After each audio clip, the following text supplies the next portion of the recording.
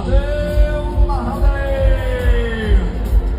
તો હવે એવા શિવ શંકર ભોલાનાથને યાદ કરવા છે. सबसे बड़ा संसारी, सबसे बड़ा वैरागी, वो मेरा शिव है. न मोह न माया न अपमान का भय न सम्मान की अपेक्षा, वो मेरा शिव शंभु भोलेनाथ है. એવા ભગવાન ભોળાનાથ માટે અમારા કવિ પ્રદીપદાન ગઢવી લખે છે. શું